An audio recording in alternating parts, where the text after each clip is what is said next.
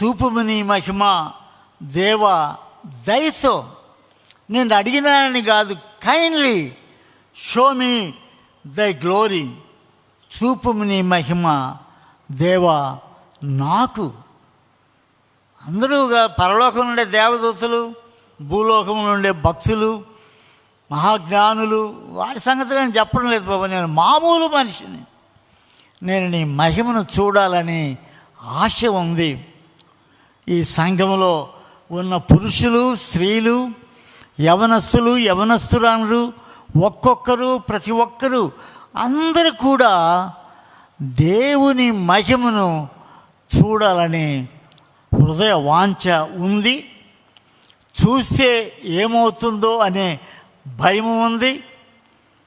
అటువంటి మహా గొప్ప దేవుణ్ణి మనము ఆరాధిస్తూ ఉన్నాం.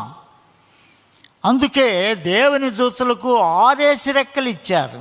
మనకు రెక్కలు లేవు కదా, ఏం చేయడానికి? ఒక్క దూతకు 6 రెక్కలు, 2 రెక్కలు క్రింద పెట్టి ఆ రెక్కల మీద పాదాలు పెట్టుకుంటాయి.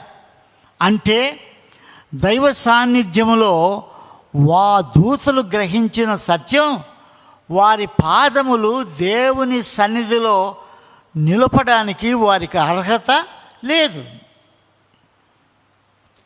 అంత గొప్ప మహిమ, దేవుని మహిమ పరలోకం పట్టజాలదు, భూలోకము ఇవ్వగలేదు. పరిశుద్ధం, మామూలు పరిశుద్ధం కాదు ప్రభువా, అతి పరిశుద్ధం. ప్రభువా నీదు దివ్య మహిమను చూపుము నీ మహిమ.